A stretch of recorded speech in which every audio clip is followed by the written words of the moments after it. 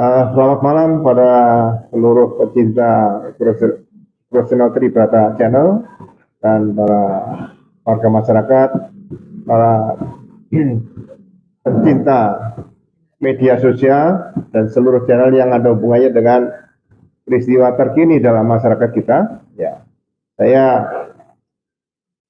rasa perlu menyampaikan pendapat saya bagaimana menyikapi tentang kegiatan masyarakat saat ini, hari ini, dalam rangka menyampaikan pendapat di muka umum.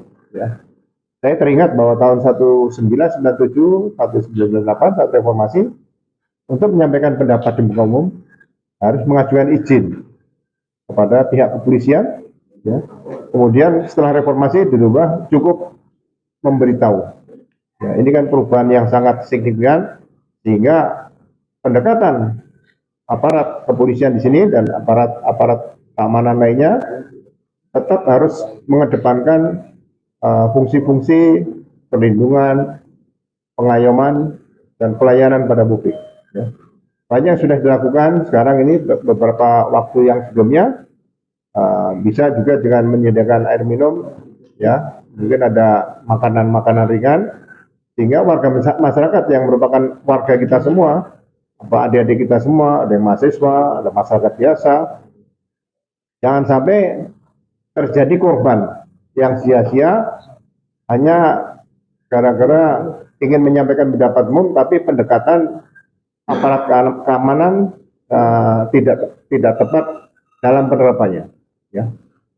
Dulu tahun 1998, ya, memang ada perintah dari pimpinan pusat waktu itu, karena Polri dulu masih di bawah ABRI, jadi perintahnya dari Menhankam Panglima Angkatan Bersenjata, diizinkan untuk menggunakan peluru tajam.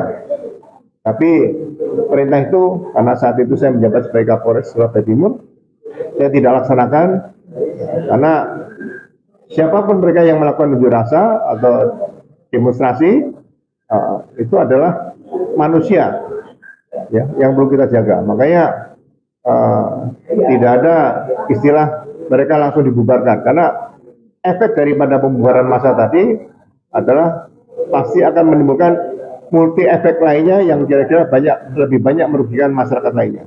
Jadi lebih bagus pendekatan dengan menyampaikan pesan-pesan. Misalnya begini,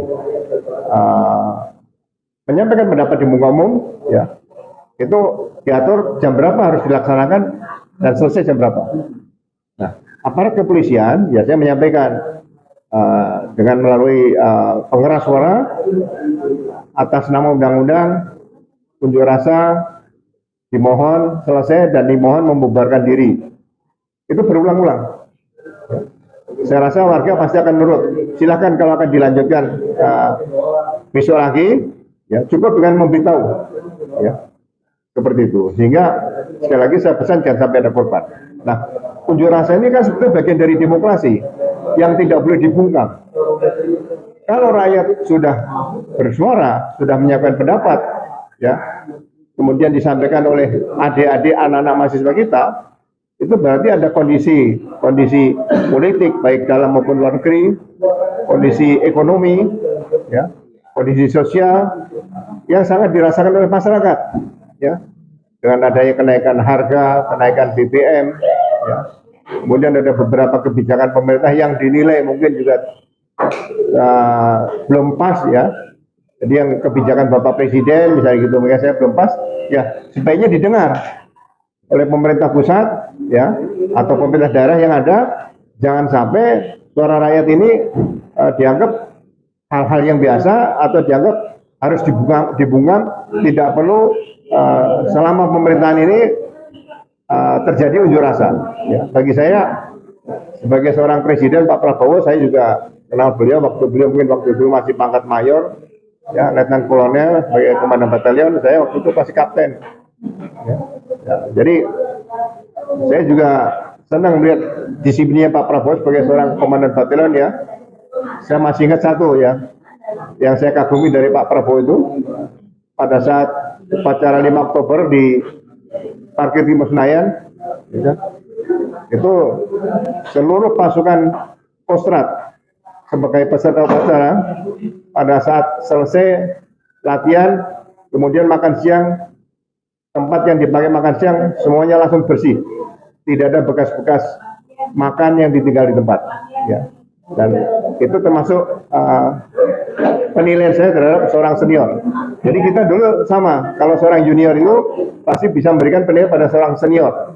Jadi kita tahu siapa yang mau jadi pemimpin masa depan itu saat kita menjadi junior kita sudah tahu, ya. Jadi sekali lagi saya berharap warga masyarakat yang melakukan unjuk rasa juga tetap memperhatikan hal-hal yang bisa menjamin keamanan dirinya, keamanan kelompoknya, ya. Dan ingat, jangan sampai ada penyusup-penyusup yang masuk, ya, yang masuk sehingga akan menimbulkan kekacauan, ya. Saya rasa ada masing-masing koordinator lapangan yang bisa menyampaikan kalau ada hal-hal yang kira-kira mencurigakan, segera disampaikan pada aparat keamanan setempat, ya. Jadi sekali lagi harapan saya para petugas di lapangan, terutama aparat, tetap lebih mengutamakan komunikasi dan lebih mengutamakan peran sebagai pelindung masyarakat, pengayom masyarakat dan pelayan masyarakat daripada mengedepankan penegakan hukum. Ya, mudah-mudahan unjuk rasa yang dilakukan oleh adik-adik mahasiswa dan masyarakat hari ini dapat berlangsung dengan tertib dan tidak perlu ada jatuh korban. Ya, sehingga apapun yang terjadi hari ini, ya, dengan adanya media sosial itu pasti didengar oleh seluruh negara di dunia. Itu saja. Pak Ugro, izin bertanya, Pak. Ini kan ada tuntutan mahasiswa kepada pemerintah. Menurut Pak Ugro, apa yang harus dilakukan pemerintah terhadap tuntutan-tuntutan mahasiswa dalam menghadapi ekonomi kita yang makin sulit akibat perang, kenaikan harga minyak dunia, terus kemudian dolar yang makin naik, terus ada program MBG dan dituntut oleh mahasiswa kira-kira, dan terakhir adalah kenaikan harga Pertamax. Ya, jadi apa yang disampaikan sebagai perasaan ini kan unjuk rasa. Jadi unjuk rasa bukan diartikan unjuk rasa nih. Unjuk rasa adalah perasaan apa yang dirasakan oleh masyarakat sekarang ini, itu sebenarnya sudah dirasakan oleh kita semua, ya. Jadi sekali lagi apa yang terjadi dengan kenaikan BBM, ya kan, dengan masalah kebijakan pemerintah kaitan dengan MBG, ya kan, dengan diungkap oleh pihak kejaksaan korupsi melalui Badan Gizi Nasional yang berkaitan dengan SPPG dan MBG, ini perlu dievaluasi. Jadi bagi saya pemerintah pusat, ya, tidak perlu ragu-ragu, tidak perlu malu, ya kan. Kalau misalnya ada masukan-masukan dari masyarakat seperti ini, ya kita semua harus belajar dewasa. Jangan sampai masyarakat dianggap mengganggu proses perjalanan pemerintah yang sekarang ini dipimpin oleh Pak Presiden Prabowo, ya. Jadi sekali lagi apa yang disampaikan masyarakat ini suatu hal yang bukan bukan hal yang dibuat-buat, tapi ini asli adalah suara rakyat yang merasakan tadi beli BBM mahal, kenaikan beras, ya, 9 bahan pokok, ya. Kemudian kita juga merasakan listrik juga mahal dan sebagainya, ya. Jadi dunia luar juga sama mungkin mengalami, tapi jangan sampai diperkeruh dengan adanya hal-hal yang mengakibatkan adanya korban manusia seperti itu, ya. Jadi ini sangat bagus untuk pemerintah pusat, warga masyarakatnya mengingatkan. Sama dalam keluarga, kalau istri mengingatkan, anak mengingatkan orang tua, itu bukan berarti istri atau anak itu benci sama seorang bapak, itu bukan, ya. Itu dari suatu hal yang bisa dilihat kemudian disampaikan supaya kalau negara itu dianggap dalam satu keluarga, itu keluarga tetap utuh, tidak tercerai-berai seperti itu. Itu saja pesan saya. Terima kasih.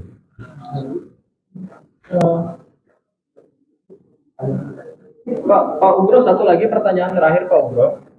Ini ada permintaan beberapa kelompok agar misalnya mengganti rezim di tengah jalan. Pak Ugro sebagai mantan Wakapolri setuju nggak bahwa suatu rezim yang demokratis itu meskipun kinerjanya sekarang sedang disoroti, apakah diganti di tengah jalan seperti ini ataukah kita berikan dulu kesempatan sampai kemudian dia selesai sampai 2029? Ya, jadi di sini peran legislatif DPR kan diharapkan dapat berperan sebagai fungsi kontrol terhadap pemerintah, ya kan? Kalau misalnya kontrol pada pemerintah ini yang dilakukan oleh masyarakat tidak didengar oleh wakil-wakil rakyat, nah kita juga khawatir kalau hal terjadi. Ya, kita berharap biaya untuk mengganti pemerintahan sedang berjalan seperti ini itu sangat mahal sekali. Jadi mari kita ikuti, mudah-mudahan ini kita berharap pemerintah mau mendengar suara rakyatnya. Ya kalau ini benar-benar didengar, saya juga tidak berharap pada pemerintahan diganti di tengah jalan, tidak berharap.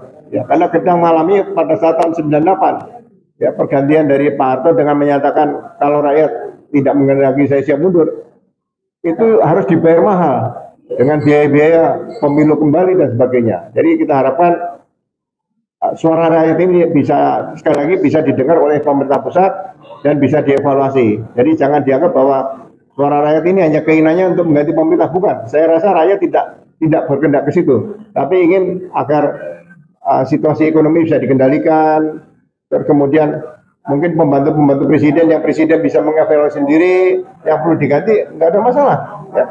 Pengganti menteri, mengganti pejabat nggak ada masalah. Daripada nanti rakyatnya yang selalu teriak-teriak, akhirnya tiap hari ada unjuk rasa seperti itu. Ya. Jadi sekali lagi saya berharap pada Bapak Presiden, Bapak Prabowo Subianto bisa mendengar dengan hati nurani suara rakyat adalah suara yang terbaik yang perlu diperhatikan oleh pemerintah pusat seperti itu. Terima kasih Pak Ugro. Ada lagi satu pertanyaan penting Pak Ugro. Ini kan ada rencana untuk merevisi Undang-Undang Polri, Ya. dengan isu pokoknya adalah masa pensiun anggota Polri, termasuk juga jabatan Kapolri. Ya. Nah, jabatan Kapolri ini kan termasuk cukup lama nih Pak Ugro. Pak Ugro melihat wacana revisi Undang-Undang Polri dengan semangat untuk meningkatkan kembali kinerja kepolisian, apalagi sudah ada Komisi Reformasi Polri.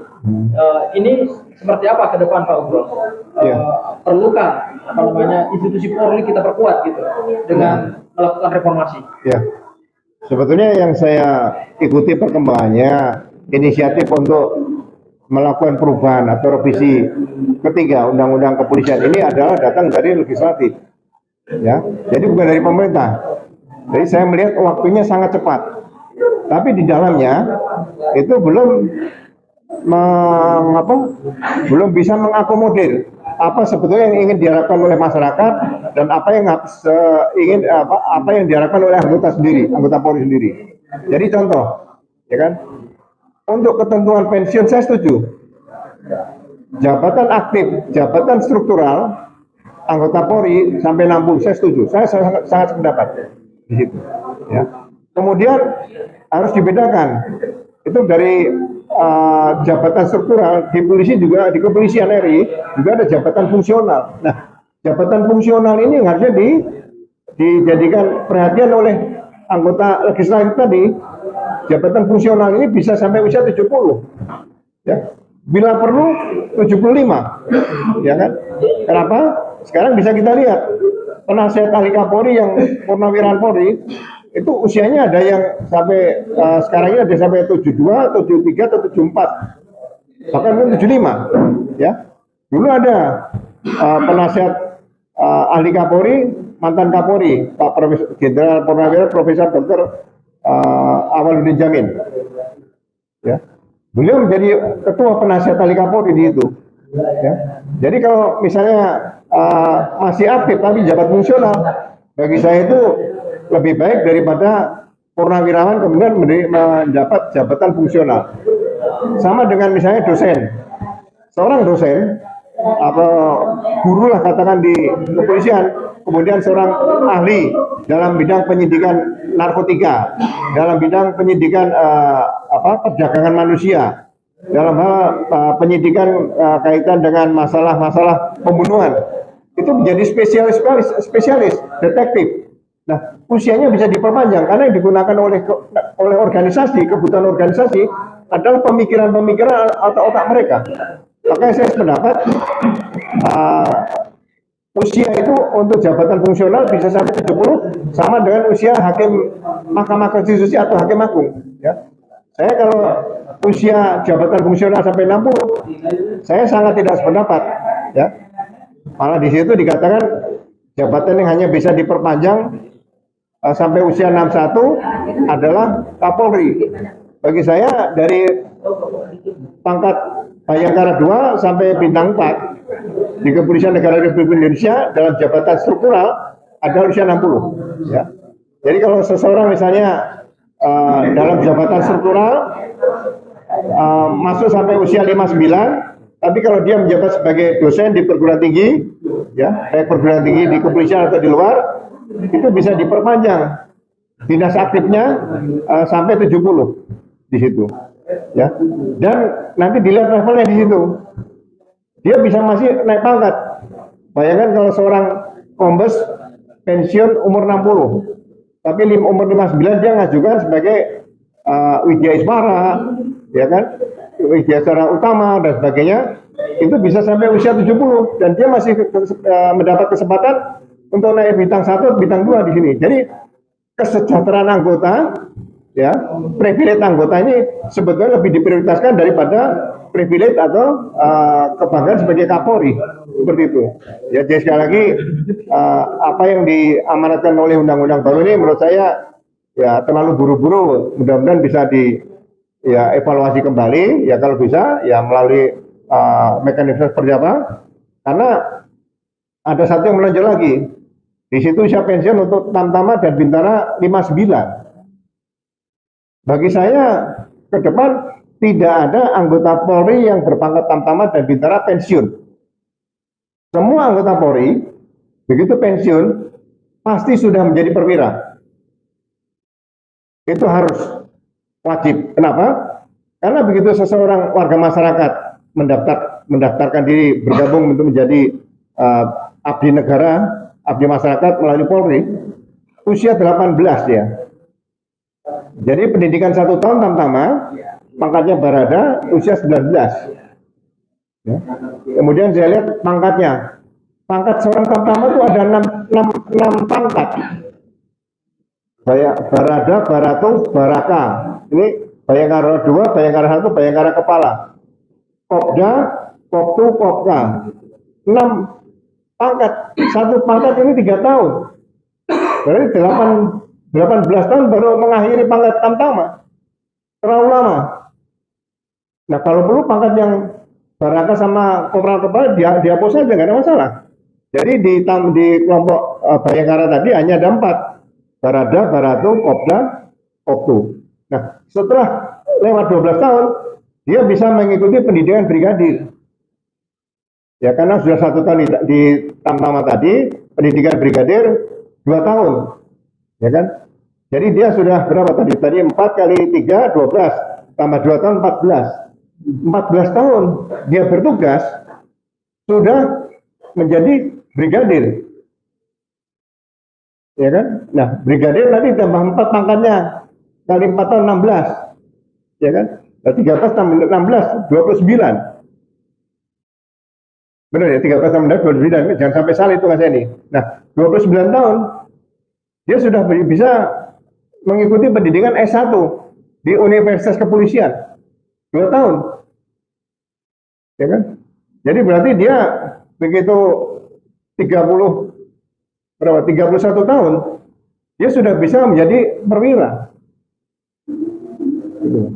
Jadi nanti dia bisa bukan dia 41 perwira. Jadi nanti dia masih ada usia 19 tahun untuk bertugas di perwira. Dan saya jamin kalau Tamtama ya mungkin terakhir pangkatnya bisa AKP Tomayo atau Kompol. Brigadir, menurut saya kalau hitungan ini diatur sedemikian rupa, itu pensiun pasti kombes. Kalau lulusan akademi kepolisian itu pasti harus jenderal seperti itu. Ya, kalau ada masalah mungkin tidak sampai kombes, saya bintang 1 pasti. Nah, sehingga kalau semua Tamtama Bintara tadi itu dalam usia pensiun tidak perlu diatur karena dia pensiun perwira. Makanya aturan usia pensiun tadi sebut saja anggota Polri, bukan pakai. Sekarang ini ada Tamtama Bintara 59, kemudian perwira pertama, perwira menengah, perwira tinggi 60, baru ditambah bintang 4 61.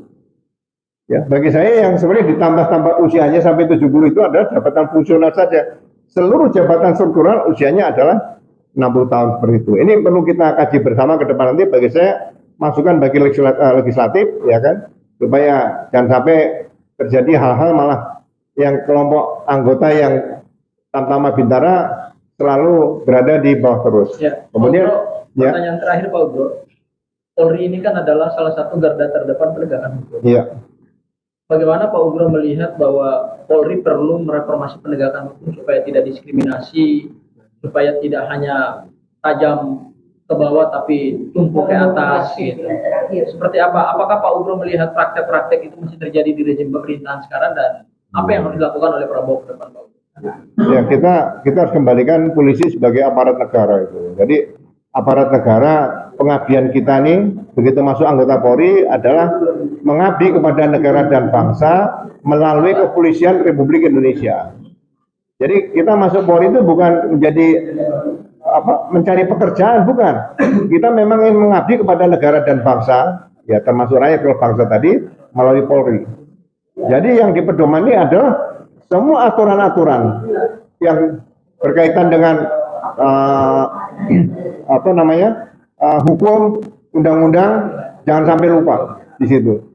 Kita adalah alat negara penegak hukum yang bertugas melakukan perlindungan, pengayoman, pelayanan pada masyarakat, ya, kemudian pemeliharaan Kamtibmas dan penegak hukum. Ya, jadi sekali lagi mudah-mudahan etika penegakan hukum ke depan nanti benar-benar bisa dilaksanakan, ya. Setelah lahir hukum acara pidana yang baru, KUHP yang baru, ya, saya berharap segera diterbitkan peraturan kepolisian yang berkaitan dengan penegakan hukum, dan itu bisa dipedomani oleh masyarakat semuanya. Seperti itu ya. Jadi tidak ada lagi istilah tajam ke bawah, tumpul ke atas. Kalau tajam ya baik ke atas maupun ke bawah, hukum itu harus semuanya sama seperti itu. Bos. Assalamualaikum warahmatullahi wabarakatuh. Jangan lupa.